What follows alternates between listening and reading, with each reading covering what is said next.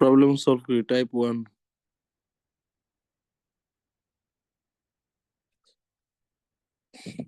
এখানে বলছে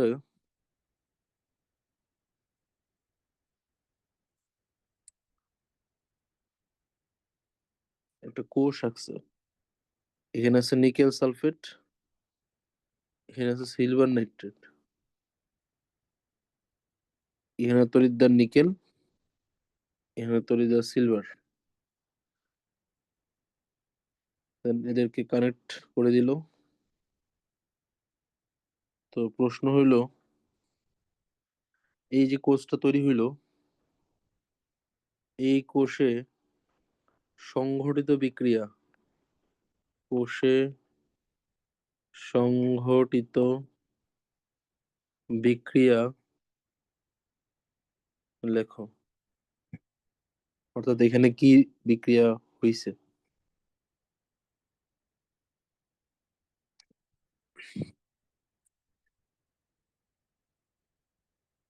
তো এখানে নিকেল ধাতু ব্যবহার করা হয়েছে আর সিলভার ধাতু ব্যবহার করা হয়েছে। কার জারণ হবে আর কার বিজারণ হবে এটা কিভাবে বুঝবা? তার জন্য দেখা লাগবে জারণ বিভব বা বিজারণ বিভব। তো কোশ্চেনে জারণ বিভব দেওয়া আছে, বলছে E nought nickel 2 plus / nickel equals to -0.25 volt, আর ই নট Ag+/Ag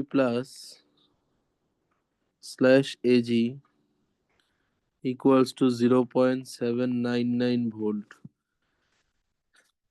বিজারণ বিভবের মান সিলভারের বেশি।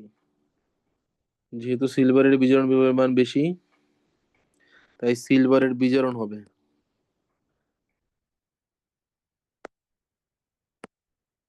এই জন্য সিলভার এর বিজারণ হবে। আর যদি মানে উল্টায় দেই, সেই ক্ষেত্রে জারণ বিভব হয়ে যাবে দুইটাই, এবং জারণ বিভব বেশি হবে নিকেলের।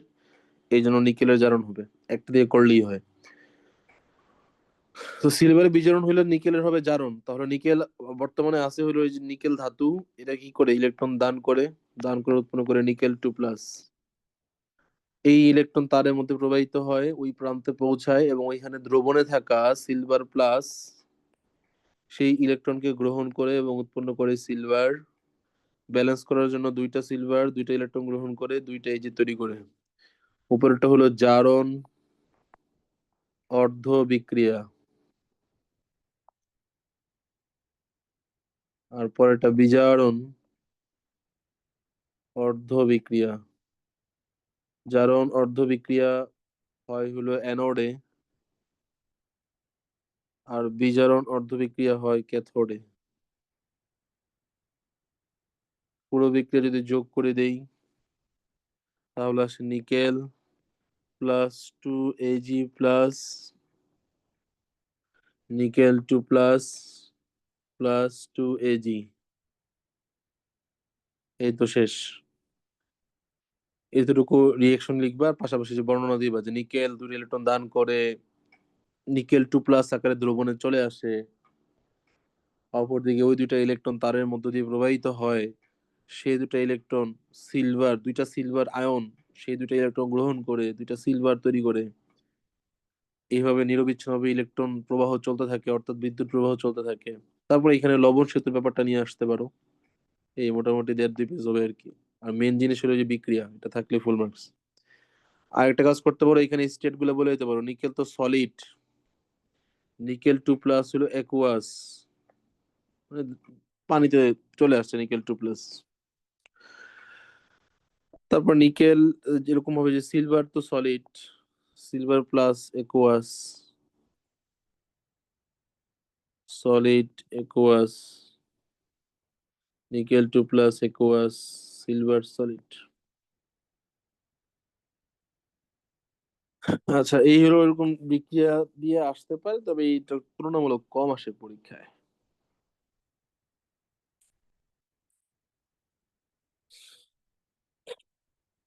এবছর আরেকটা কোশ্চেন আসছে, সেটা হলো তড়িৎ বিশ্লেষ্য কোষ, তড়িৎ বিশ্লেষ্য এবং তড়িৎ রাসায়নিক কোষের মধ্যে পার্থক্য।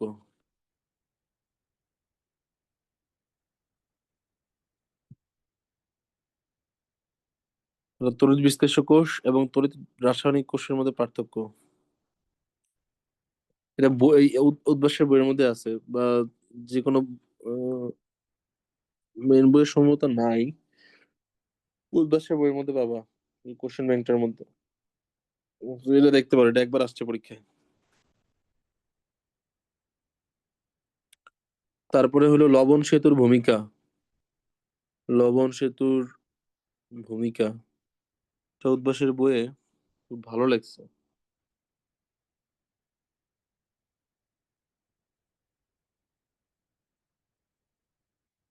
তো এটা পড়বা।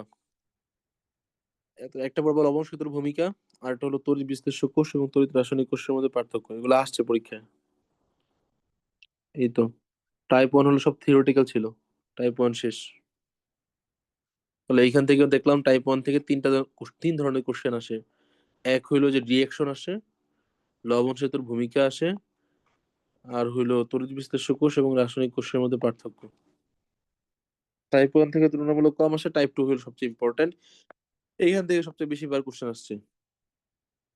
এরা শুরু করে দেখো। ফার্স্ট কোশ্চেন বলছে যে এই একটা দ্রবণ 250 ml, 0.5 মোলার জিঙ্ক সালফেট। বলছে দ্রবণের মধ্য দিয়ে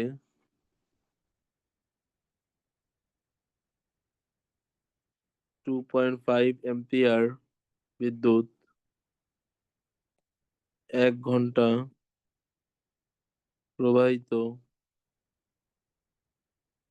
করা হলে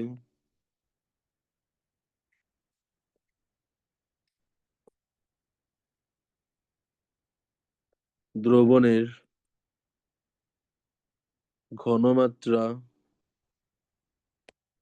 কত হবে? এটা সলভ করো তো।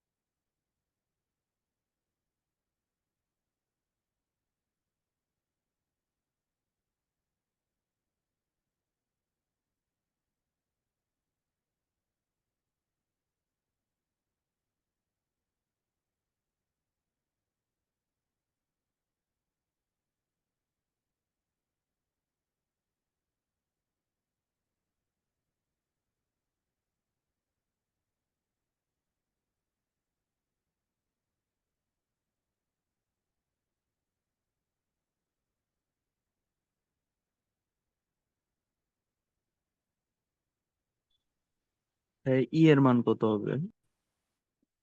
জিঙ্ক সালফেট, অর্থাৎ জিঙ্ক দুই হবে টু মানে ই প্লাস। এর মান হ্যাঁ, ই এর মান হবে 2। 1.86 into 10⁻⁻⁴ ঘনমাত্রা।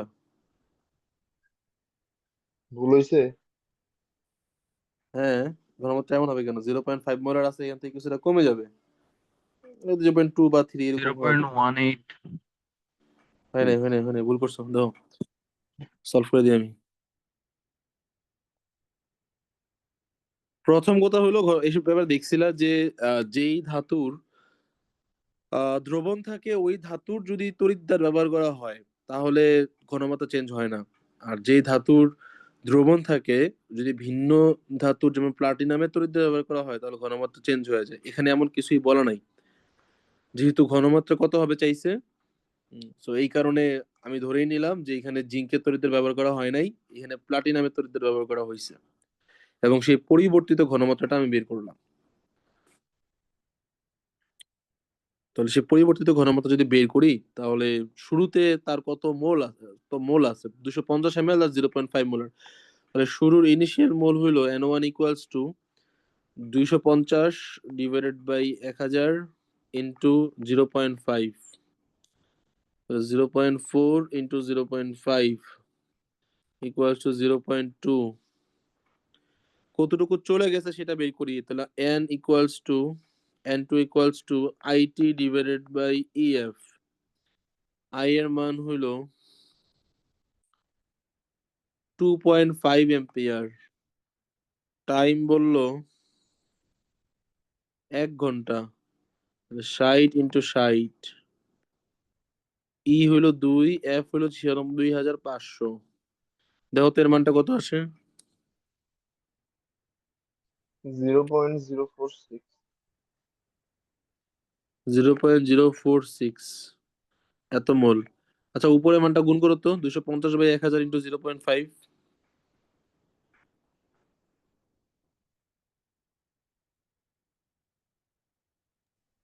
0.125।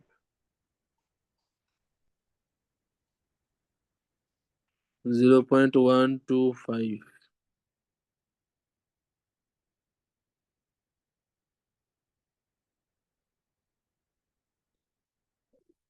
0.4, এটা হচ্ছে 0.25।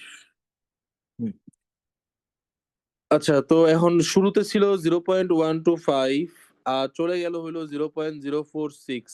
তাহলে এত মোল হইলো বর্তমানে দ্রবণে আছে, হইলো এত মোল। বিয়োগ করলে দেখো কত আসে।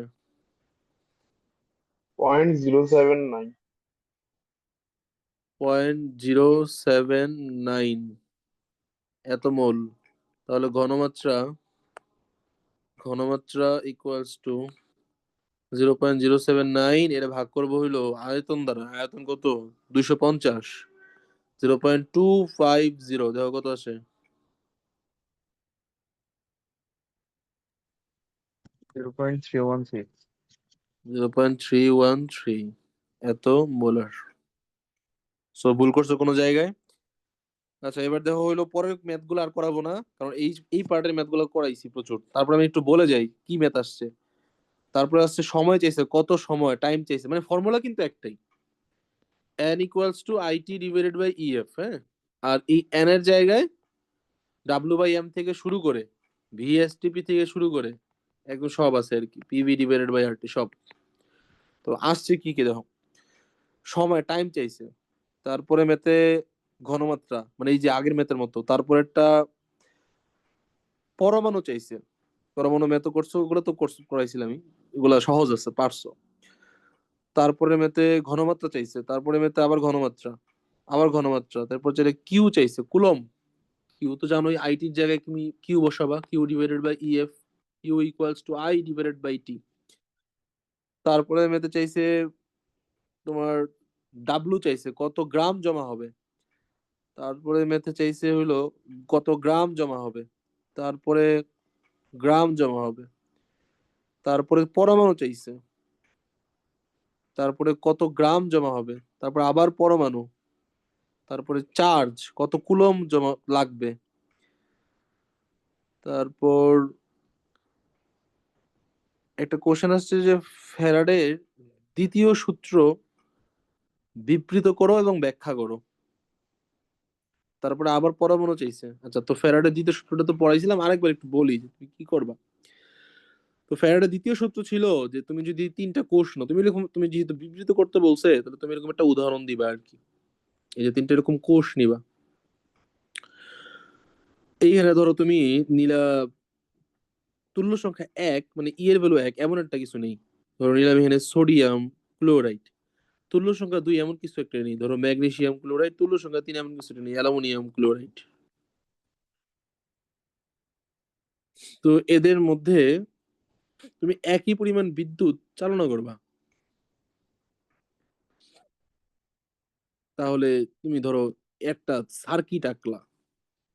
সার্কিটটা, হুম, এই যে এখানে তুমি সেই ব্যাটারিটা দিলা, মানে এটা তুমি নিজের মতো এক্সপ্লেন করবো, তো আমি এইভাবে এক্সপ্লেন করতেছি আর কি, যে একটা কোষ আঁকলাম, আঁকার পর তো এই এই হইলো তোমার কোষ।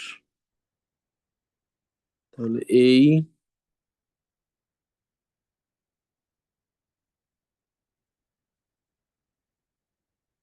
জিনিসটা হইলো না। আচ্ছা, চাইতেছিলাম সিরিজে কানেক্ট করবো, থাকে এভাবে লিখবো না। তুমি সরাসরি বলে দিবা যে এখানে একই পরিমাণ বিদ্যুৎ প্রবাহিত করা হয়েছে, এরকম একে এই ব্যাটারি।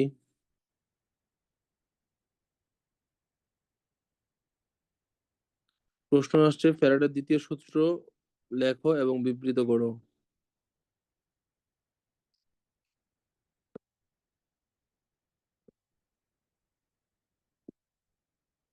তো সবগুলোতে একই পরিমাণ বিদ্যুৎ দেওয়া হয়েছে, সবগুলোতে সেম পরিমাণ বিদ্যুৎ দেওয়া হয়েছে। তো একই পরিমাণ বিদ্যুৎ যদি দেওয়া হয়, মানে ফ্যারাডের দ্বিতীয় সূত্র তুমি যদি লিখবা এইভাবে, যে যদি একই পরিমাণ বিদ্যুৎ একাধিক কোষের মধ্যে চালনা করা হয়, তাহলে জমাকৃত ধাতুর ভর ডাব্লু এটা সমানুপাতিক হবে ওই ধাতুর রাসায়নিক তুল্যাঙ্কের। এটাই ছিল ফ্যারাডের দ্বিতীয় সূত্র। সো রাসায়নিক তুল্যাঙ্ক ই হইলো তোমার ডাব্লু আর ডিভাইডেড বাই, সরি, ই মানে হলো M divided by E, M divided by E. অর্থাৎ যদি একই পরিমাণ বিদ্যুৎ চালনা করা হয়, তাহলে জমাকৃত ধাতুর ভর ডাব্লু প্রপোর্শনাল টু তার আণবিক ভর, এবং ডাব্লু প্রপোর্শনাল টু তার ই এর ইনভার্সলি প্রপোর্শনাল। তারপর এই দুটাকে একসাথে করে লেখা যায় W proportional to M divided by E. ওইখান থেকে এই ফর্মুলাটা আসে, W equals to W proportional to E, বা W divided by E equals to constant, বা W one divided by E one equals to W two divided by E two. অতএব W one divided by W two equals to E one divided by E two. তারপর তুমি উদাহরণ টানতে পারো, যেমন এই যে sodium chloride, magnesium chloride, aluminium chloride. তাহলে ওর ক্ষেত্রে সোডিয়ামের একটা ভর আছে, তার ই এর ভ্যালু ওয়ান, এন ই এর ভ্যালু টু, এন ই এর ভ্যালু থ্রি। উদাহরণ দেওয়া ম্যান্ডেটরি না, যতটুকু লিখলাম ওদের মতো লিখলেই এনাফ। আর চাইলে এটা দেওয়া যায়। দ্বিতীয় সূত্রের ব্যাপারটা বুঝছো?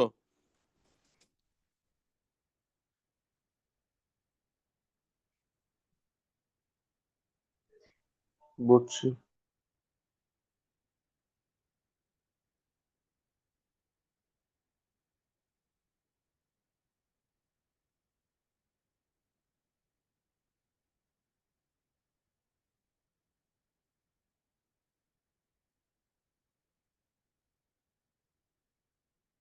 আচ্ছা, ফ্যারাডের প্রথম সূত্র আসছে পরীক্ষায় 23 সালে, ওইটাও তাহলে একটু রিভিউ করি।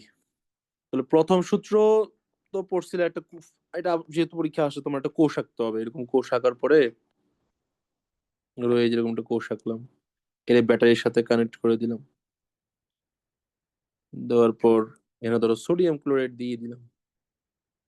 তো কানেক্ট করার পরে কি, এখানে সোডিয়াম যে ক্যাথোডের গায়ে জমা হবে, তখন তুমি এরকম লিখে দিবা যে এই যে জমাকৃত ধাতুর ভর ডাব্লু। তো ফার্স্ট তখন ফ্যারাডের সূত্রটা লিখবা। ফ্যারাডে কি বলছে, জমাকৃত ধাতুর ভর উক্ত কোষের বিদ্যুৎ প্রবাহে বিদ্যুতের সমানুপাতিক। কথাটা এইভাবে বলছে যে কোন তড়িৎ বিশ্লেষণের মধ্যে তড়িৎ প্রবাহিত করলে যে পরিমাণ ধাতু সঞ্চিত হয় তা তড়িৎ বিশ্লেষ্য দ্রবণে প্রবাহিত তড়িতের মোট পরিমাণের সমানুপাতিক, অর্থাৎ ডাব্লু প্রপোর্শনাল টু কিউ। তো এটা বলছে এইভাবে যে জমাকৃত ধাতুর ভর উক্ত তড়িৎ বিশ্লেষ্য দ্রবণে প্রবাহিত মোট তড়িতের মোট প্রবাহের সমানুপাতিক। মানে এই যে কিউ কে বলছে তড়িতের মোট প্রবাহ, টোটাল কত চার্জ প্রবাহিত হয়েছে, তড়িতের মোট প্রবাহের সমানুপাতিক। এই কথাটা বলার পরে এরপরে বলবা যে যদি জমাকৃত ধাতুর ভর ডাব্লু হয় এবং মোট তড়িতের পরিমাণ কিউ হয় তাহলে ডাব্লু প্রপোর্শনাল টু কিউ। এখান থেকে লেখা হচ্ছে ডাব্লু ইকুয়াল টু জেড, চলে আসবে জেড কিউ। এরপরে জেড কে বলবা এটার নাম কি, তড়িৎ রাসায়নিক তুল্যাঙ্ক। এই জেড এর মান হলো M divided by E F. M এর পরিচয় দিবা আণবিক ভর, ই এর পরিচয় দিবা ধাতব আয়নের গ্রহণকৃত ইলেকট্রন সংখ্যা, এফ এর পরিচয় দিবা এফ ইকুয়াল কি 96,500 কুলম। সব মান এখানে বসায় দাও। তো W equal to M divided by E F into কিউর জায়গায় বসাবা কিউ, আবার কি I equals to Q divided by T. তাহলে Q equals to I T, বা এম কে পাশে নিয়ে আসো এইটুকু পর্যন্ত রাখলেও হয়। তারপরে তুমি এন বানাইতে পারো, ডাব্লিউ ডিভাইড না থাকে এন বানানোর দরকার নেই, এদের মধ্যে রাখলে যথেষ্ট।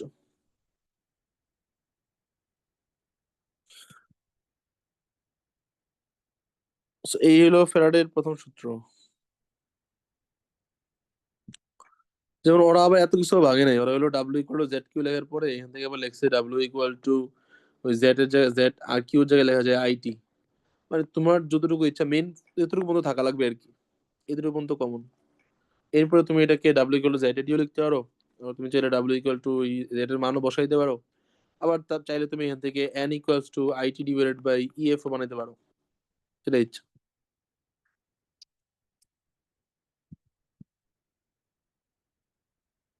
আচ্ছা বাকি সব ম্যাথ, ম্যাথ তো বললাম আমি কি ধরনের ম্যাথ আছে। এরপরে আবার ঘনমাত্রা চাইছে, আবার ঘনমাত্রা।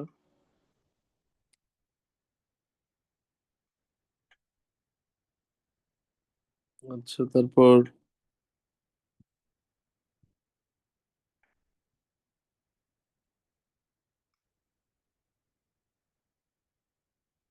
ধাতুর পরিমাণ, পরমাণুর সংখ্যা, আবার ধাতুর পরিমাণ। তো দেখছো টাইপ 2 থেকে অনেক ম্যাথ আসছে, মানে অনেক পরীক্ষায় প্রশ্ন আসছে, যেটা টাইপ 1 এ ছিল না। টাইপ 1 এর মধ্যে 3 থেকে 4টা কোশ্চেন ছিল। হ্যাঁ, কাজের ম্যাথ পরীক্ষা বেশি আসে আর ওই থিওরিটিক্যাল জিনিসপত্র কম আসে। এবার আসো টাইপ 3, এটাও ম্যাথ। তবে এটা কোন ম্যাথ, তড়িৎ রাসায়নিক কোষের ম্যাথ। যেহেতু এটা প্র্যাকটিস করা হয় না এইখান থেকে বেশি প্র্যাকটিস করব। তড়িৎ রাসায়নিক কোষ।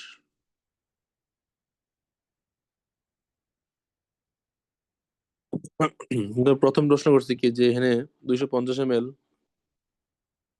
0.5 মোলার জিঙ্ক সালফেট।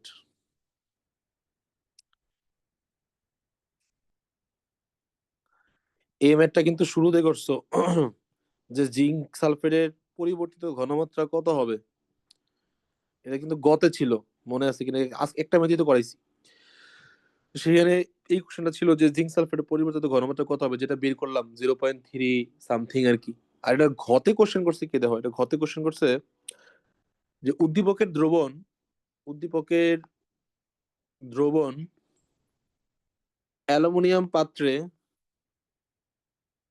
সংরক্ষণ করা যাবে কিনা, সংরক্ষণ করা যাবে কি না। এটা ঢাকা বোর্ড 2023-এর কোশ্চেন।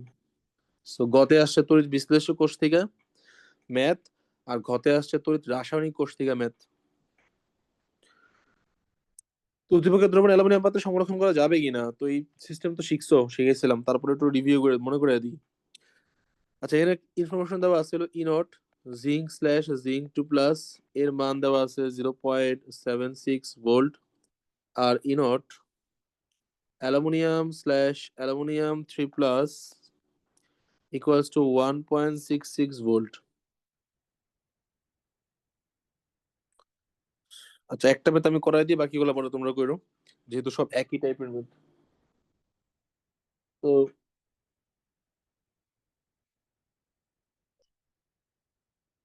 আসসালামু আলাইকুম। হ্যাঁ, হ্যাঁ আমি বল। না কেন?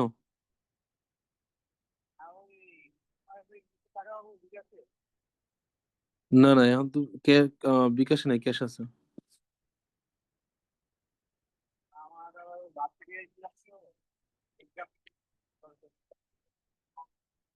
বিকাশে তো নাই, ক্যাশে আছে।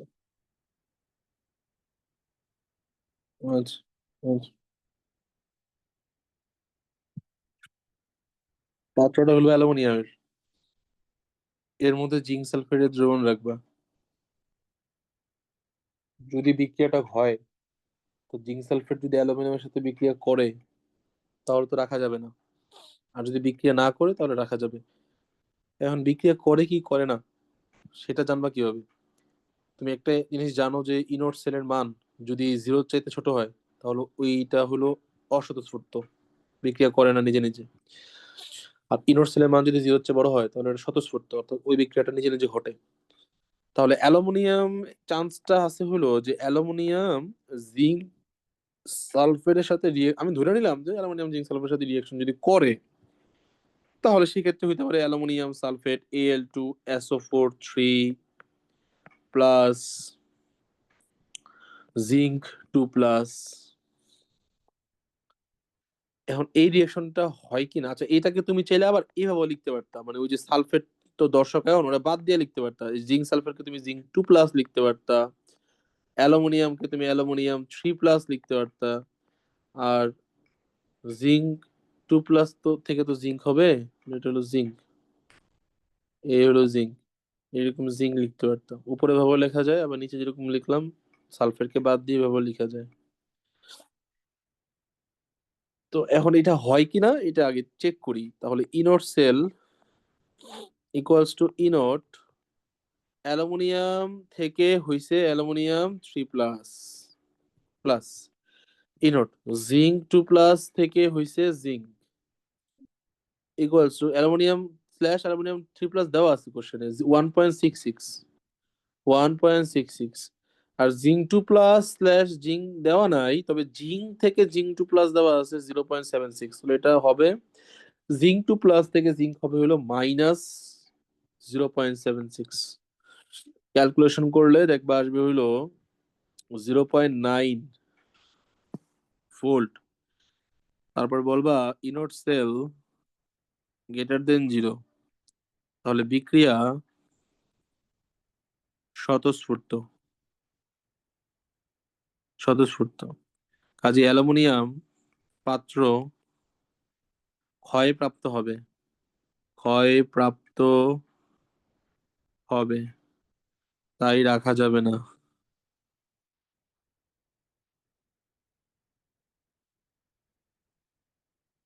আচ্ছা এবার তোমরা একটা করো,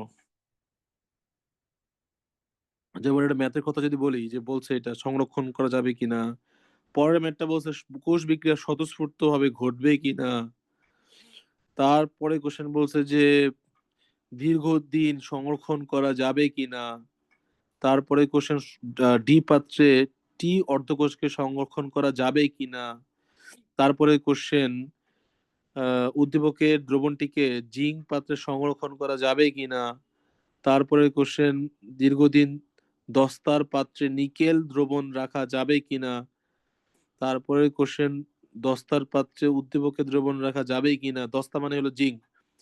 তারপরে কোশ্চেন বি নির্মিত পাত্রে এ এবং সি দ্রবণ রাখা যাবে কিনা, তারপরে কোশ্চেন কিউ পাত্রটি এক্স ধাতু দ্বারা নির্মিত হলে কোষটি দীর্ঘ সময় সংরক্ষণ করা যাবে কিনা, জিঙ্ক পাত্রে ফেরাস সালফেট দ্রবণ রাখা যাবে কিনা। সব এই সংরক্ষণ আর স্বতঃস্ফূর্ত, সংরক্ষণ আর স্বতঃস্ফূর্ত, সংরক্ষণ স্বতঃস্ফূর্ত দিয়ে এই সব ম্যাথ। একটা আমি করাইলাম, এবার একটা তোমরা করবা এখন। হ্যাঁ, আগেরটা একটু সব আবার একটু সামারি করে বলুন জাস্ট একবার। দেখো, একটা দ্রবণ আছে জিঙ্ক সালফেটের, প্রশ্ন করছে এই জিঙ্ক সালফেট দ্রবণটাকে অ্যালুমিনিয়ামের পাত্রে রাখা যাবে কিনা। তো কনসেপ্টটা হলো যে অ্যালুমিনিয়াম যদি জিঙ্ক সালফেটের সাথে বিক্রিয়া করে তাহলে প্রবাবল বিক্রিয়া এটা হইতে পারে aluminium, zinc sulphate, aluminium sulphate আর জিঙ্ক। আয়ন হিসাবে লিখলে অ্যালুমিনিয়াম থেকে অ্যালুমিনিয়াম 3+ আর জিঙ্ক 2+ থেকে জিঙ্ক। এখন এই বিক্রিয়াটা আসলে ঘটে কিনা, আদৌ হয় কিনা, এটা এখন টেস্ট করব। এই বিক্রিয়াটা ঘটে কিনা সেটা বের করার জন্য ইনট সেল বের করতে হবে। অ্যালুমিনিয়াম থেকে অ্যালুমিনিয়াম 3+ হইলো আর জিঙ্ক 2+ থেকে জিঙ্ক হইলো, একটা থাকবে জারণের আর একটা থাকবে বিজারণের। তারপর এই বিভবের মানগুলো কোশ্চেনে দেওয়া আছে, আমি বসাই দিলাম। বসানোর পর ইনট সেলের মান পাইলাম পজিটিভ। ইনট সেল যদি পজিটিভ হয় তাহলে বিক্রিয়াটা হলো স্বতঃস্ফূর্ত, আর বিক্রিয়া যদি স্বতঃস্ফূর্ত হয় তাহলে বিক্রিয়া তো নিজে নিজে ঘটে। তাহলে এই পাত্র, অ্যালুমিনিয়ামের যে পাত্রটা আছে সেটা তো বিক্রিয়া করবে, বিক্রিয়া করলে সে ক্ষয়প্রাপ্ত হবে, আর ক্ষয়প্রাপ্ত হলে তো ফুটা হয়ে যাবে, তখন তো দ্রবণটা নিচে পড়ে যাবে, তাই রাখা যাবে না। 22টা কোশ্চেন, 26টা, 28টা, 28টা প্রশ্ন আসছে। এই একটা কোশ্চেন আমি করাইলাম 28টা থেকে, সব একই টাইপের। সংরক্ষণ করা যাবে কি যাবে না এরকম প্রশ্ন আসছে 28টা বোর্ডে। এখন একটা নিজেরা তোমরা করো। এটা আবার আমাদের সময় আসছিল 2018 সালে। তো ইনট A2 এটা কি প্লাস। ঢাকা বোর্ডে আসছিল? আমাদের সময় তো কোনো ঢাকা বোর্ড ছিল না, অল বাংলাদেশ একই বোর্ড ছিল, সারা বাংলাদেশে কোশ্চেন ছিল। তো ঢাকা 2018 সালে কোশ্চেন একটাই, সারা বাংলাদেশে একই question. 0.2 volt ইনট B2+/B -0.62 volt ইনট X2+/X -0.80 volt.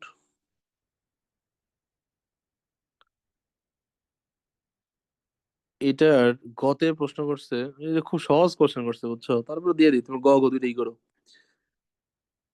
উম, বলছে যে এটার নাম দিছে হলো 1 নাম্বার, পরেরটা 2 আর তারপর একটা 3। তো গতে প্রশ্ন করছে 1 ও 2 দ্বারা সৃষ্ট কোষের তড়িৎচালক বল নির্ণয় করো। ফিজিক্সে কিন্তু পড়ছো যে তড়িৎচালক বল এটা ই দ্বারা প্রকাশ করা হয়, এটাই আবার তড়িৎচালক শক্তি, এটাই আবার বিভব, এবং এটাই আবার এই তড়িৎ রসায়নে কোষ বিভব। একই কথা, তড়িৎচালক বল, তড়িৎচালক শক্তি, বিভব, কোষ বিভব সব একই কথা এবং সবই হলো ই। তাহলে তুমি ইনট সেলের মানটা বের করবা। ঘ নাম্বারে বলছে যে বি টু প্লাস দ্রবণ এ ও বি টু প্লাস দ্রবণ এ এবং এক্স ধাতু নির্মিত কোন পাত্রে সংরক্ষণ করা যাবে।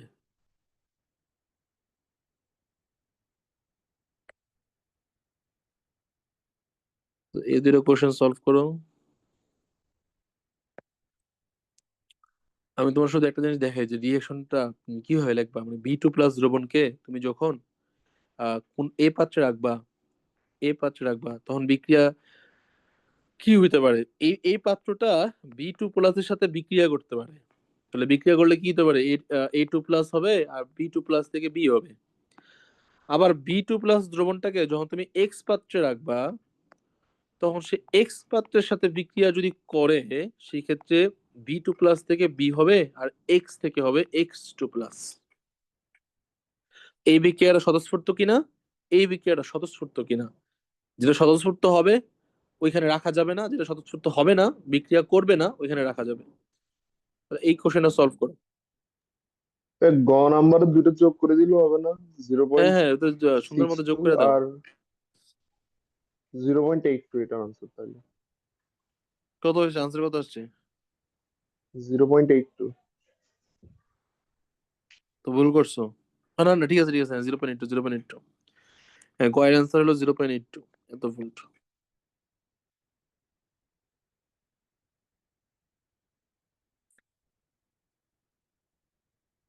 আচ্ছা, এখানে কিন্তু একটা বোঝার জিনিস আছে, আমি তোমার একটু বলি গ নাম্বার ম্যাথটা।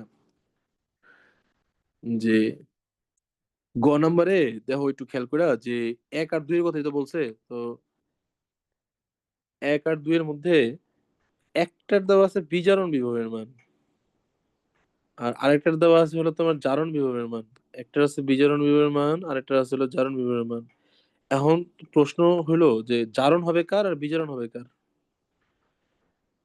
তুমি তো একটা কোষ লিখবা, একটা লিখবা জারণ কোষ মানে অ্যানোডের, আরেকটা লিখবা হলো ক্যাথোডের কোষ।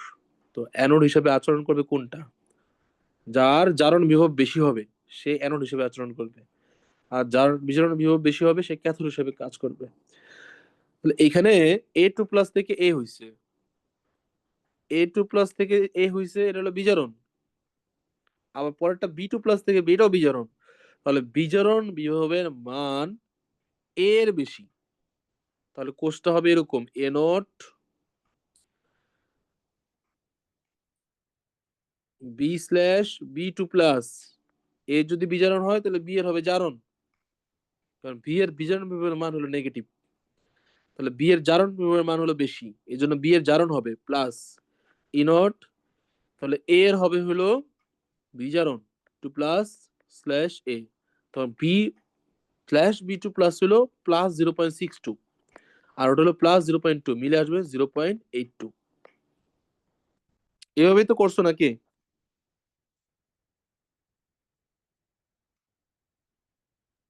জি ভাই, কোশ্চেনটা আগে দেখছিলাম আমি, এই জন্য ভাবছি।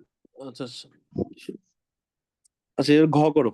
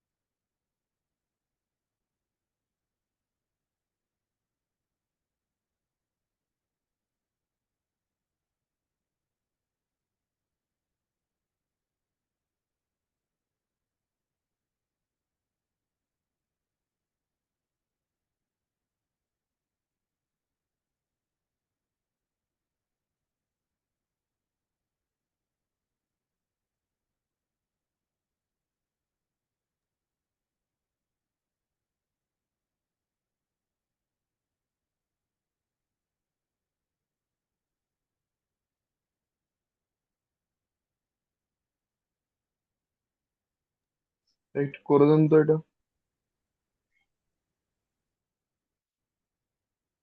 দেখো, দুটো চেক করব। ফার্স্ট চেক হইলো এ পাত্রে রাখা যাবে কিনা। এ পাত্র,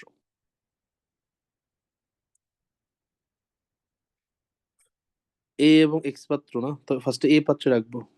তাহলে এ পাত্রে রাখলে চান্স আছে যে এ বি2+ এর সাথে বিক্রিয়া করে A2+ আর হলো বি তৈরি করবে, এবং এই বিক্রিয়াটা হয় কিনা আমি টেস্ট করব। তাহলে E naught cell equals to E naught A থেকে হইলো A2+ plus E not B2+ থেকে হইলো বি। এ থেকে A2+ এর মান কোশ্চেনে দেওয়া আছে উল্টা ভাবে, তাহলে হবে -0.2, -0.2 প্লাস বি2+ থেকে বি -0.62, -0.62। তাহলে পুরো মান আসে -0.82 ভোল্ট। যেহেতু ইনট সেল এটা <0 তাই বিক্রিয়াটা স্বতঃস্ফূর্ত নয়। তাহলে বিক্রিয়াটা স্বতঃস্ফূর্ত স্বতঃস্ফূর্ত নয়। তাহলে যেহেতু বিক্রিয়া স্বতঃস্ফূর্ত নয়, তাহলে তো বিক্রিয়া নিজে নিজে ঘটে না, তাহলে রাখা যাবে। এবার আসো এক্স এরটা। তাহলে এক্স পাত্র যখন হবে, তাহলে এক্স হলো বি2+ এর সাথে বিক্রিয়া করতে পারে এবং হইতে পারে X2+ প্লাস বি। তাহলে E naught cell equals to E naught X থেকে হলো এক্স, এক্স থেকে হলো X2+ প্লাস ইনট বি2+ থেকে হলো বি। এক্স থেকে X2+ এর মান কোশ্চেনে দেওয়া আছে, X2+ থেকে এক্স দেওয়া আছে -0.80, তাহলে উল্টায় দিলে হবে +0.80। তাহলে এক্স থেকে X2+ হবে 0.80, আর বি2+ থেকে বি, এটার মান তো একটু আগে বের করে দেখলাম, 0.-0.62। তাহলে -0.62, ফাইনালি আসবে 0.18 ভোল্ট। ইনট সেল যেহেতু 0-র চেয়ে বড়, তাহলে বিক্রিয়া স্বতঃস্ফূর্ত স্বতঃস্ফূর্ত বিক্রিয়া যেহেতু আচ্ছা, বিক্রিয়া যেহেতু স্বতঃস্ফূর্ত, তাহলে বিক্রিয়া নিজে নিজে ঘটবে, তাহলে রাখা যাবে না। বুঝছো এবার?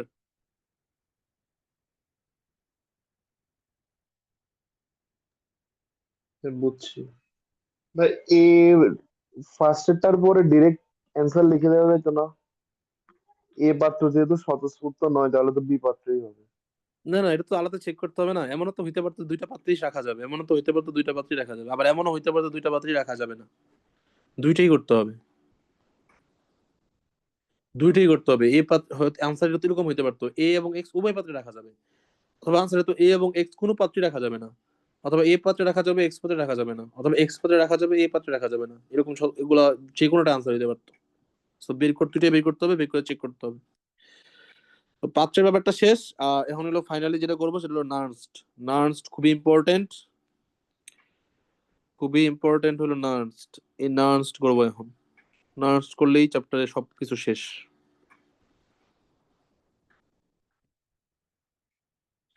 যেমন নার্স থেকে 17টা বোর্ডে কোশ্চেন আসছে, 17টা বোর্ডে। তাহলে ইম্পর্টেন্সের দিক থেকে সবচেয়ে বেশি ইম্পর্টেন্ট হলো এই যে সংরক্ষণের ব্যাপারটা। সবচেয়ে বেশি কোশ্চেন এখান থেকে আসছে 22টার মতো। এরপরে 18টা কোশ্চেন আসছে নার্সড থেকে। তারপর সেকেন্ড ইম্পর্টেন্ট হলো নার্সড। তারপরে ইম্পর্টেন্ট হলো তড়িৎ বিশ্লেষ্য কোষের ঘনমাত্রা।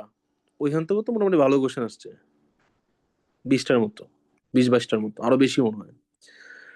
আর তারপরে হলো কিছু থিওরিটিক্যাল কোশ্চেন, যেখান থেকে 3-4টা কোশ্চেন আসছে। তার মধ্যে কি আছে, 4-5টা কোশ্চেন আসছে। ফ্যারাডে ফার্স্ট সূত্র, ফ্যারাডে দ্বিতীয় সূত্র, তারপর আম, তড়িৎ বিশ্লেষ্য এবং রাসায়নিক কোষের মধ্যে পার্থক্য, তারপর লবণ সেতুর গুরুত্ব, আর হলো রাসায়নিক কোষ বিক্রিয়া। এই 4-5টা কোশ্চেন কম আসছে, আর এগুলো হলো বেশি আসছে। আশা করি বুঝতে পারছো কোনটা ইম্পর্টেন্ট, কি পড়তে হবে না পড়তে হবে। এবার নার্সড হলো লাস্ট টপিক, এটা ভালো মতো করতে হবে, এটা মোটামুটি কঠিন আছে। দেখো নার্সড, নার্স সমীকরণ। এর ম্যাথ একদমই করা হয় নাই। আমি শুধুমাত্র ইয়ের মান আর কিউর মান, ইয়ের মান আর হলো, হ্যাঁ ইয়ের মান আর কিউর মান সম্পর্কে শুধু বলছিলাম। তাহলে আমি ফার্স্টে একটা ম্যাথ করি, তারপরে তোমরা বাকি সব ম্যাথ করবা।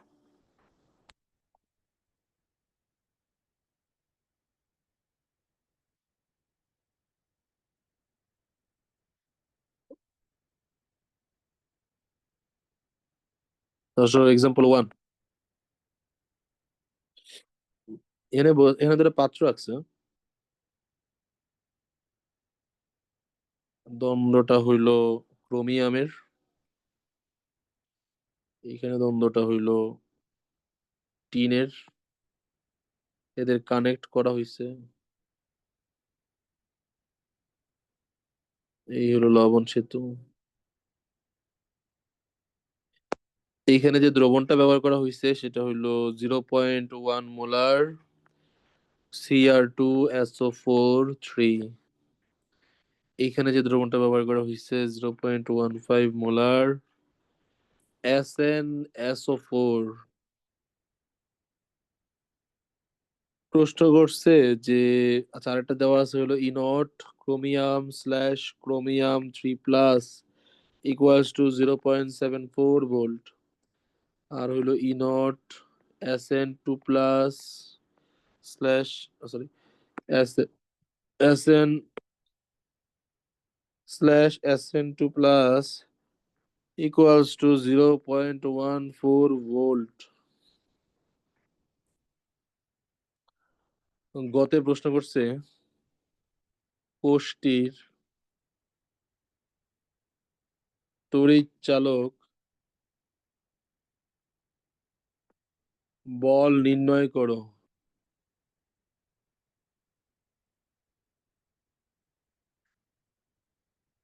হ্যাঁ, এই হলো কোশ্চেন। তো প্রথমত তড়িৎ চালক বল যে নির্ণয় করতে বলছে, এই কোশ্চেনটা আগেও ফেস করছো। কই সেই কোশ্চেনটা, পিছনে যদি যাই, এই যে তড়িৎ চালক বল নির্ণয় করো, তো এইখানে দেখো সবকিছু প্রমাণ অবস্থায় আছে। এই যে ইনট দেওয়া, সব ইনট দেওয়া, সবকিছু প্রমাণ অবস্থায়। ঘনমাত্রা কত সেটা অবশ্য বলে নাই, চাপ কত বলে নাই, টেম্পারেচারও বলে নাই। বাই ডিফল্ট এটা হলো প্রমাণ অবস্থা। এখন যে কোশ্চেনটা দিলাম, এখানে আসো। এখানে দাও ঘনমাত্রা কিন্তু 1 মোলার নাই। প্রমাণ অবস্থা বলতে আমরা তিনটে জিনিস বুঝি: 1 মোলার ঘনমাত্রা, 1 atm চাপ, আর 25 ডিগ্রি সেলসিয়াস টেম্পারেচার। কোশ্চেনে কোনো কিছু উল্লেখ করা না থাকলে সেটা 25 ডিগ্রি সেলসিয়াসই হবে। এখানেও কোশ্চেনে টেম্পারেচার উল্লেখ করা নাই, এটা 25 ডিগ্রি সেলসিয়াস। কিন্তু এখানে ঘনমাত্রাটা লঙ্ঘন হয়েছে, ঘনমাত্রাটা 1 মোলার নাই, কাজেই এটা প্রমাণ অবস্থায় নাই। যেহেতু প্রমাণ অবস্থায় নাই, এই জন্য এটা নার্স সমীকরণে সাহায্য করতে হবে। তাহলে ফর্মুলা ছিল হলো E naught cell, E cell equals to E naught cell minus RT divided by EF লন কিউ। তাহলে ফার্স্ট আবার ইনর্ট সেলের মানটা বের করতে হবে। তাহলে ইনর্ট সেলের মানটা যদি বের করি, ইনর্ট সেল ইকুয়ালস টু ইনর্ট, এখন আমার দেখতে হবে জারণ হবে কার, বিজারণ হবে কার। জারণ হবে কার, বিজারণ হবে কার। যেহেতু আমার এখানে কোষে উল্লেখ করা নাই, ধরো আমার যদি কোষ দেওয়া থাকতো, যে আমার বলে দিল যে ক্রোমিয়াম স্ল্যাশ ক্রোমিয়াম 3+, লবণ সেতু tin 2+ স্ল্যাশ টিন, তাহলে আমার ক্রোমিয়ামকেই জারণ হিসেবে মানে অ্যানোড হিসেবে ধরতে হইতো, জারণ হিসেবে ধরতে হইতো, আমার টিনকে বিজারণ হিসেবে ধরতে হইতো, কারণ আমার এটা বইলা দেওয়া আছে। কিন্তু এই কোশ্চেনে তো আমার কোনো কিছু বলা নাই, আমার এরকম কোষ দেওয়া নাই।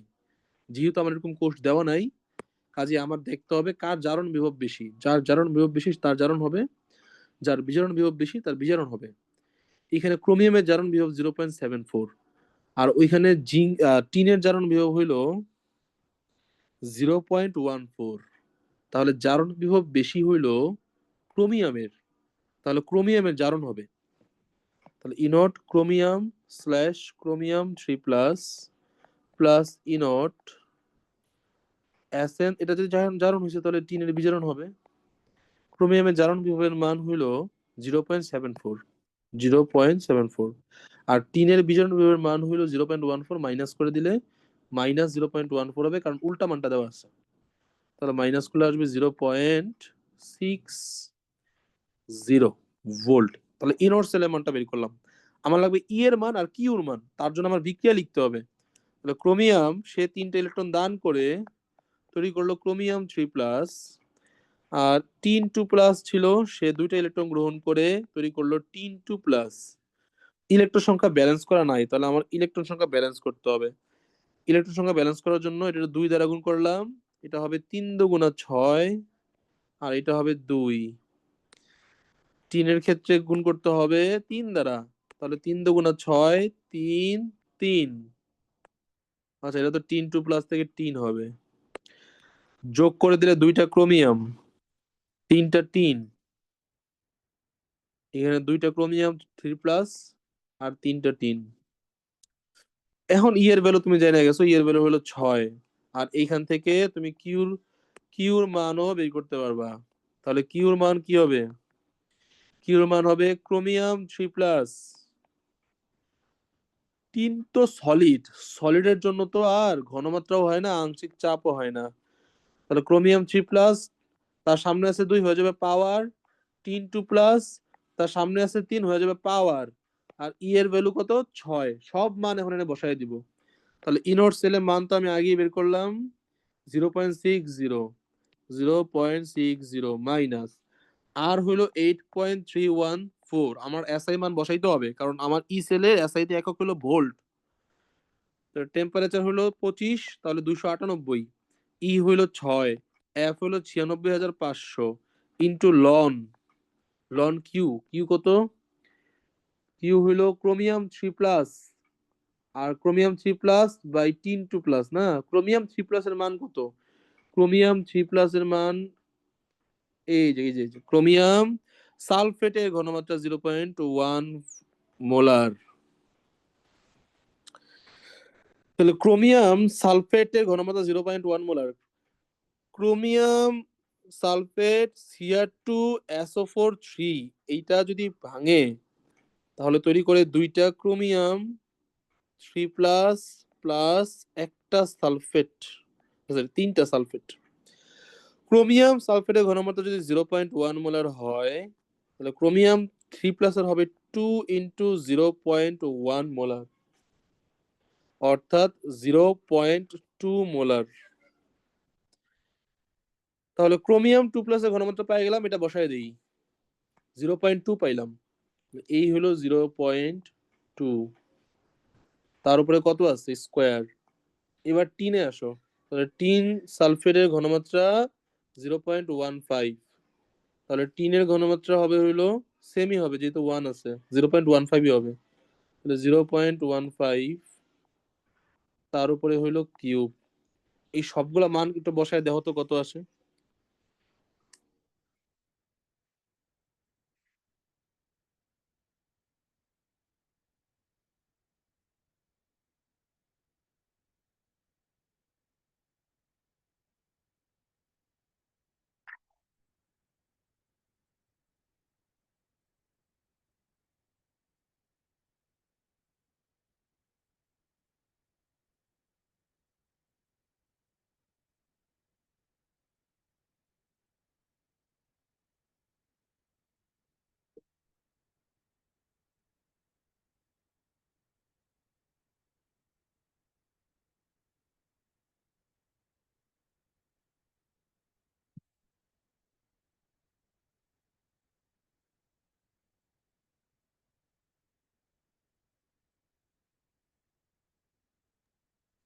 One point four seven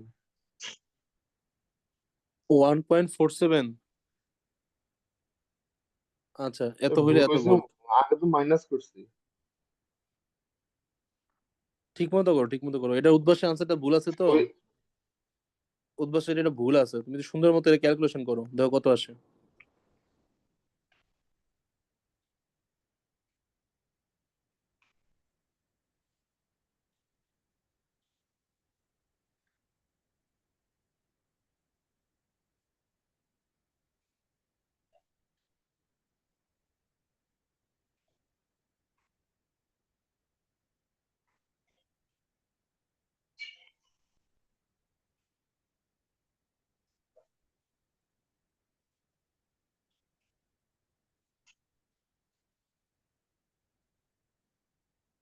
0.589।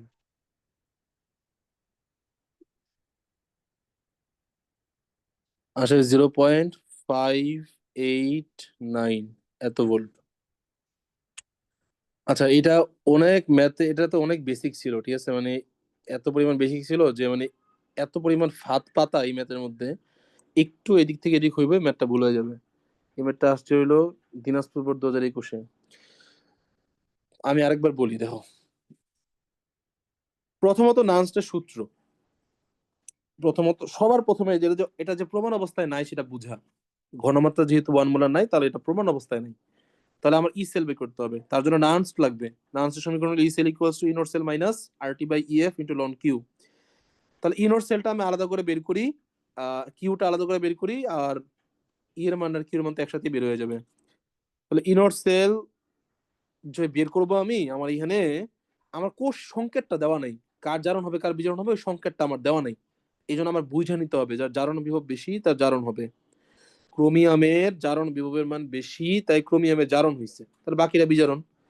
এই যে ক্রোমিয়ামের জারণ লিখলাম, টিনের বিজারণ লিখলাম, ওইখান থেকে মান বসায়া আমি ইনর সেল বের করলাম। এবার আমার কাজ হলো যে ওই ইয়ের ভ্যালু বের করা আর কিউর ভ্যালু বের করা। তো ক্রোমিয়াম, এই যে রিয়েকশন লিখলাম, 3টা দান করছে, 2টা দান করে কয়টা, সব ব্যালেন্স ট্যালেন্স করে রিয়েকশন লেখার পরে এইখান থেকে কিউর মান বের করলাম, উৎপাদ বাই বিক্রিয়ক তার ঘাত সহ গুণফল ঘনমাত্রা। আদান প্রদানকৃত ইলেকট্রন সংখ্যা 6, সব মান এনে বসায় দিলাম। এবার আমি ক্রোমিয়ামের যখন কনসেন্ট্রেশন বের করব, ঘনমাত্রা বের করব ক্রোমিয়াম 2+-এর 3+-এর, তখন যাই দিয়ে আবার ঝামেলা। সরাসরি আমার ক্রোমিয়াম 3+-এর ঘনমাত্রা দেয় নাই, আমার ক্রোমিয়াম সালফেটের ঘনমাত্রা দিচ্ছে। তখন ওইখান থেকে ভাঙায়া ক্রোমিয়াম 3+-এর ঘনমাত্রাটা বের করলাম, আবার টিন সালফেট থেকে টিনের ঘনমাত্রা বের করলাম, দেন এই ঘনমাত্রাগুলো বসায় দিলাম। দেওয়ার পর ফাইনাল যে আনসার আসছে এটাই হলো ই সেলের মান। এবার যে ম্যাথগুলো দেবো এগুলো এখান থেকে সহজ হবে, আরো এত পেস্টেজ থাকবে না। দেখো এক্সাম্পল 2।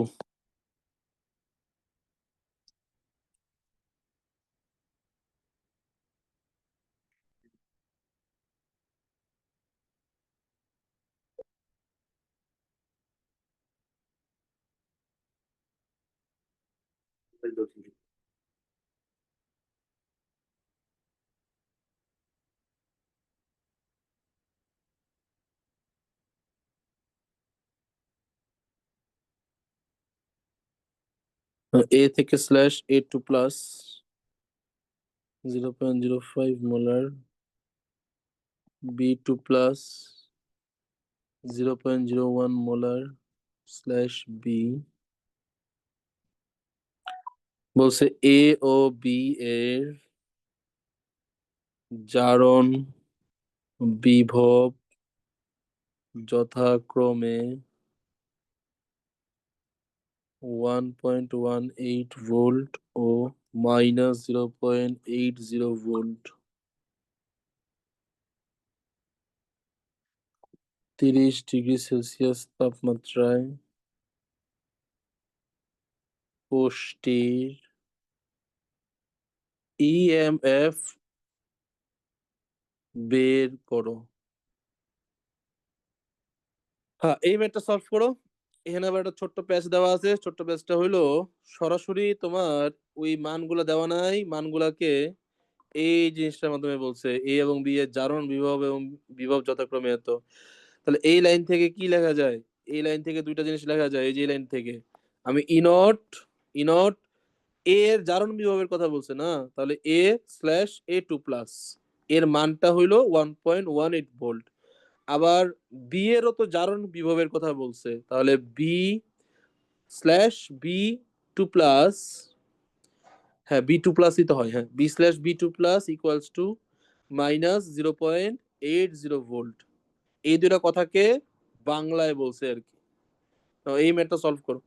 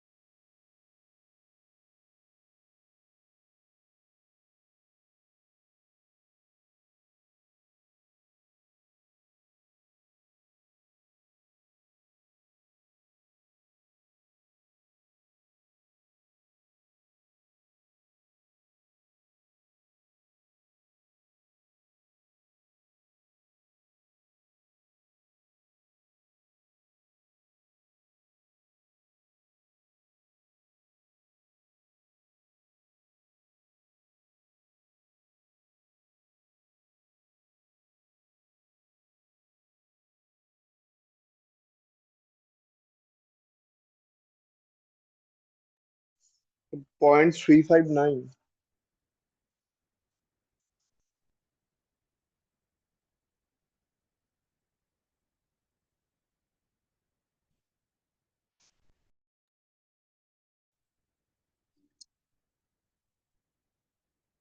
পয়েন্ট কত আসছে?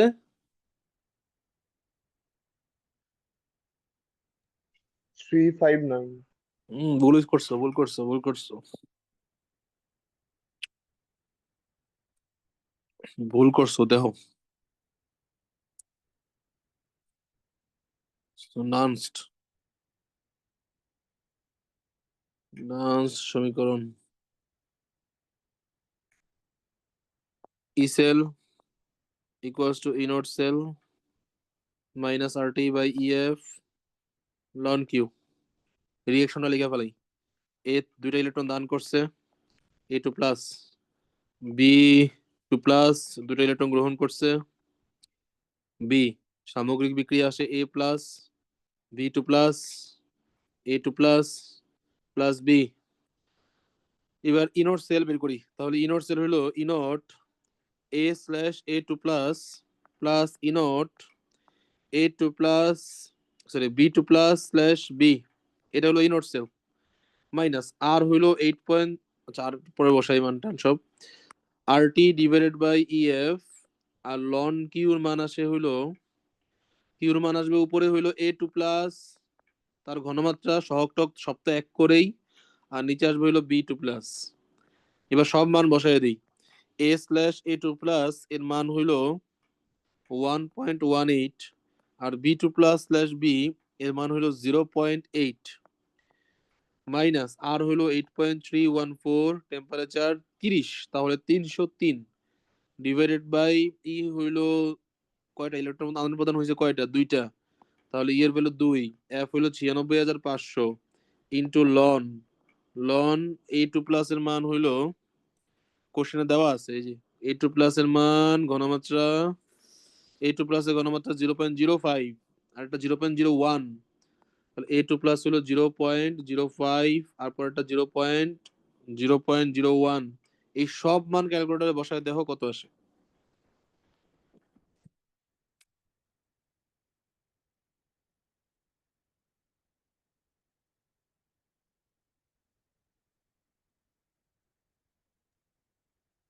One point nine five.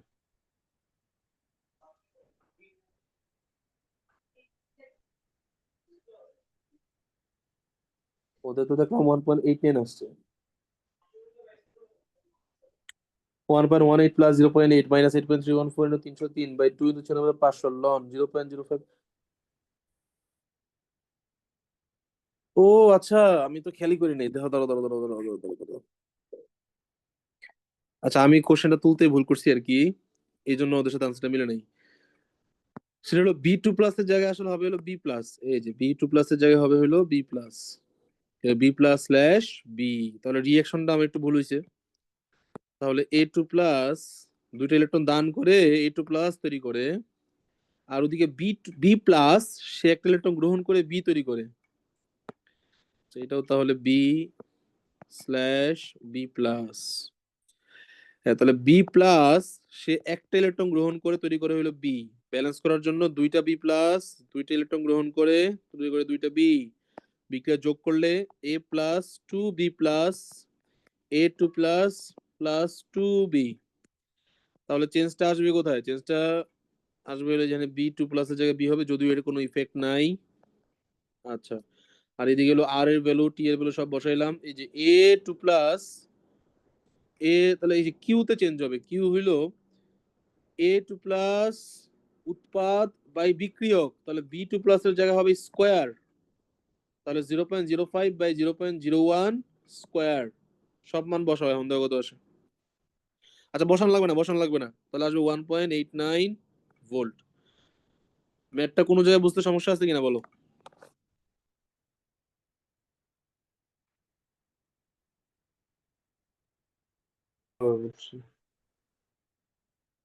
Answer কিন্তু মিললো না, ঠিক আছে, তোমাদের উত্তর কিন্তু হলো না, তাহলে আরেকটা ম্যাথ করতে হবে।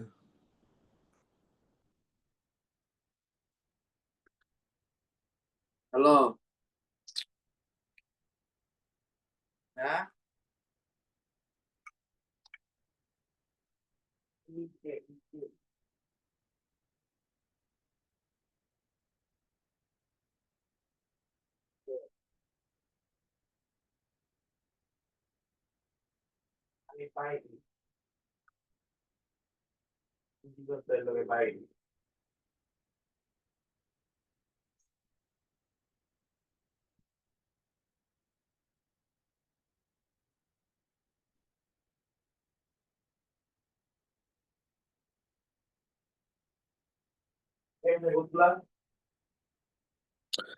আচ্ছা, আর একটা ম্যাথ সলভ করে আনসার তো মিললো না। ম্যাথ। একটা এক্সাম নিয়ে দেয় যেটা আচ্ছা ঠিক আছে, এক্সাম নিব না। এর কানেক্ট করলাম। এটা হলো এ, এটা হলো বি। A2+ এর ঘনমাত্রা দেওয়া আছে 0.1 মোলার, আর B3+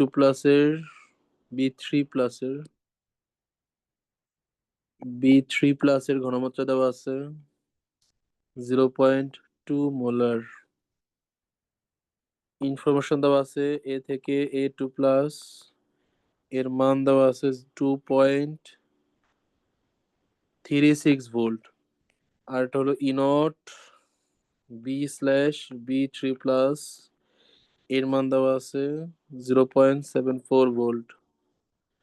কোশ্চেন হলো ইয়া বের করো, তড়িৎচালক বল ই সেল বের করো। এটা সলভ করো।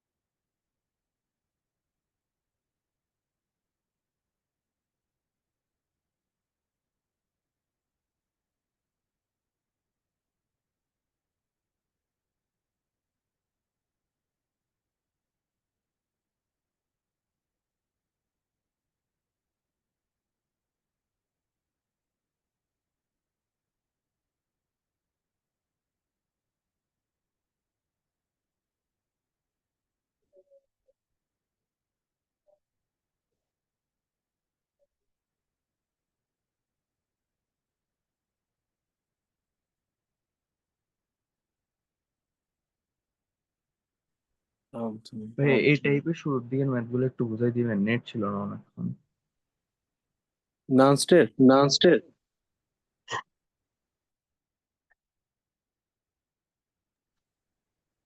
কি বলছেন বুঝিনি। বলি নান স্টেট মেথড বলো না। হ্যাঁ কোন টাইপ, লাস্টেরটা? হ্যাঁ হ্যাঁ।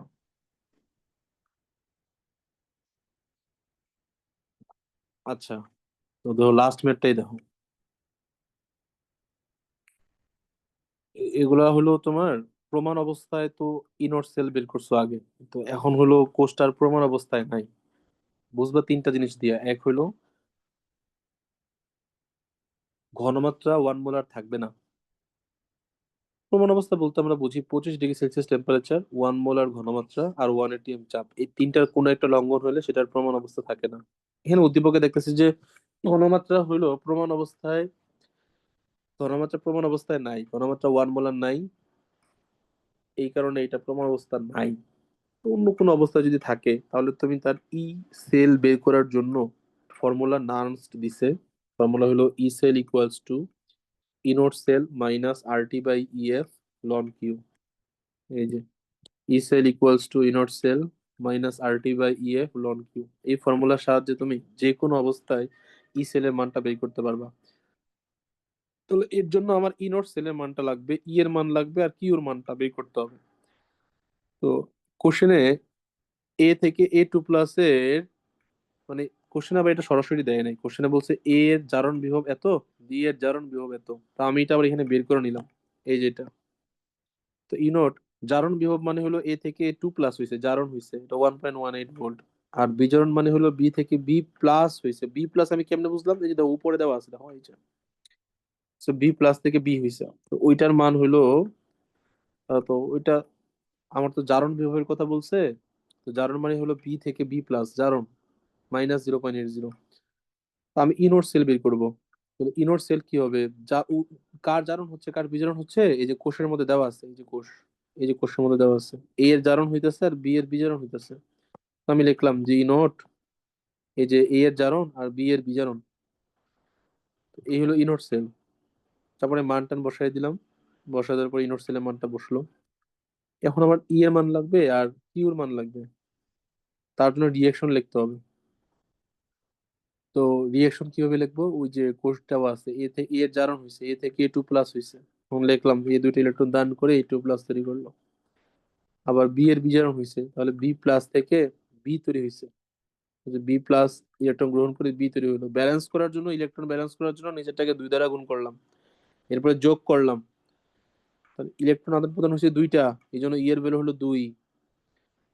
কিউর ভ্যালু কি হবে? উৎপাদ বাই বিক্রিয়ক। উৎপাদে আছে এ টু প্লাস, সামনে 1 পাওয়ার 1, আর বি আর এই যে বি যেটা আছে এটা তো সলিড, এই যে এটা তো সলিড, সলিডের জন্য কোনো ঘনমাত্রাও হয় না, আংশিক চাপও হয় না, এই জন্য সলিড কখনো কাউন্ট হয় না কিউতে বা কেপিকিসিতে। আর উৎপাদ বাই বিক্রিয়ক, বিক্রিয়ক আছে হলো বি প্লাস, কিন্তু সামনে সহগ 2 হয়ে গেছে পাওয়ার, দেন সব মান বসায় দেওয়ার পরে একটা মান আসছে। এটা হলো নাউন্স সমীকরণের সাহায্যে যে কোনো অবস্থায় কোষের তড়িৎচালক বল বা তড়িৎচালক শক্তি বা কোষ বিভব বের করার সিস্টেম। তো এরপরে একটা ম্যাথ দিছি, তো এই ম্যাথটা সলভ করো, হুবহু সেম, মানে সব একই রকমই। এখন এটা সলভ করো।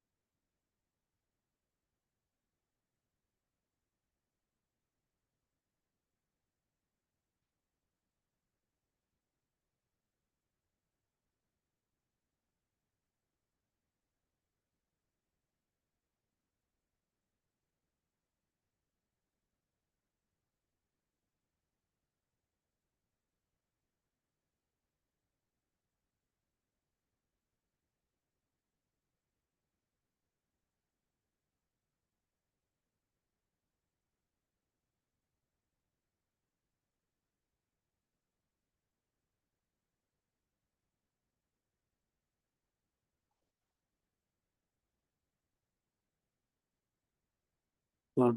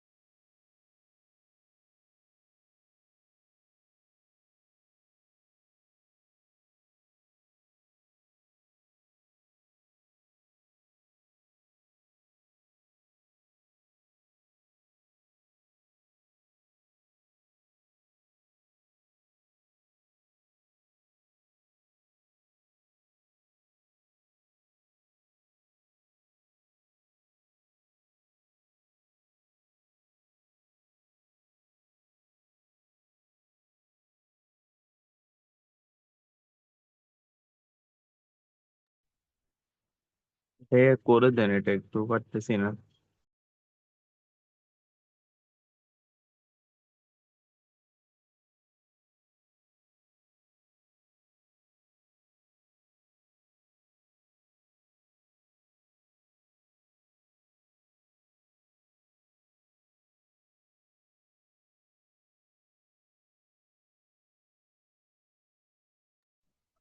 কথা শোনা যাচ্ছে না।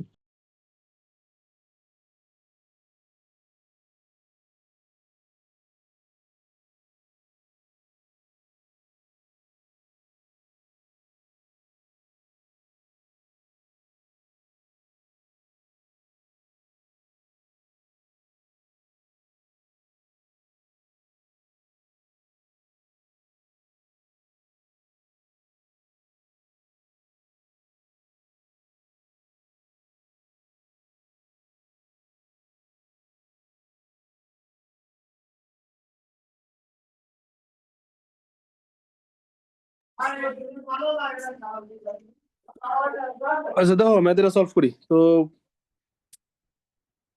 নাস সমীকরণ কি, যে E naught cell E cell equals to E naught cell minus RT divided by EF লন কিউ। তো ইনট সেলের মানটা বের করি। তাহলে ইনট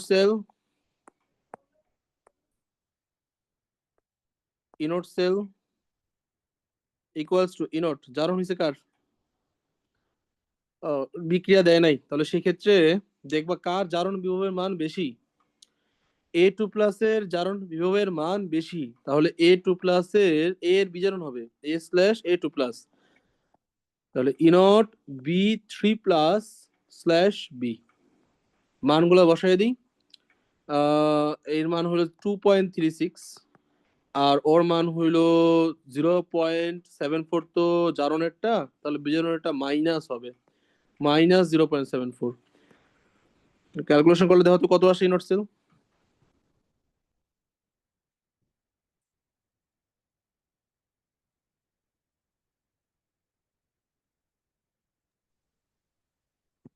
1.62।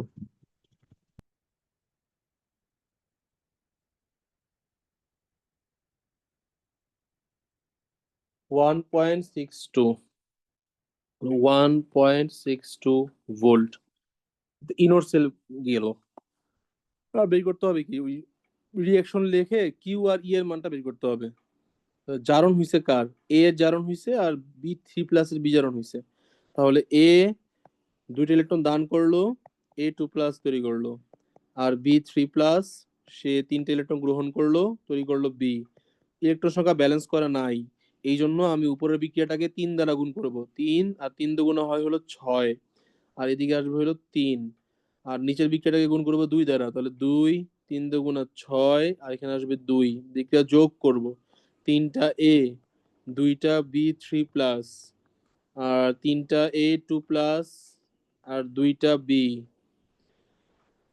তাহলে ইনওয়ার্ড সেলের মান তো আগেই বের করলাম 1.62 মাইনাস আর এর ভ্যালু 8.314 ইনটু টেম্পারেচার 25, তাহলে 298।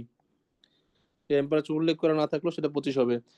ইলেকট্রন আদান প্রদান হচ্ছে হলো 6টা, এর ভ্যালু 6, এফ হলো 96,500 ইনটু লন, ইউর মান হবে উৎপাদ বাই বিক্রিয়ক। উৎপাদ আছে হলো এ টু প্লাস, সামনে সহগ 3 হয়ে যাবে পাওয়ার, আর বি তো সলিড, সলিডের জন্য তো আর কেপিকেসি বা কিউ হয় না। নিচে হইলো বি থ্রি প্লাস, উৎপাদ হলো এ টু প্লাস, তার উপরে সহগ হয়ে গেছে 3, বিক্রিয়ক হইলো বি থ্রি প্লাস, সহগ হইলো 2, হয়ে যাবে পাওয়ার।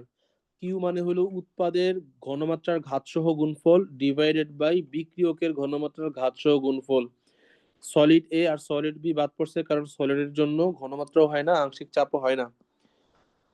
তাহলে সব মান যদি বসাই দিই 1.62 minus 8.314 into 298 by 6 into 96,500 into A two plus এর ঘনমাত্রা আবার কোশ্চেনে দেওয়া ছিল 0.1, আর বিটা হলো 0.2, তাহলে 0.1 তার উপরে হলো কিউব, আর 0.2 তার উপরে হলো স্কোয়ার।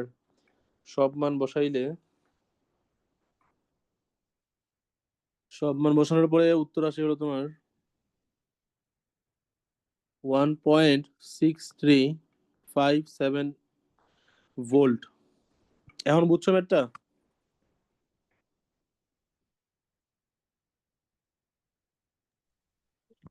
বুঝছি।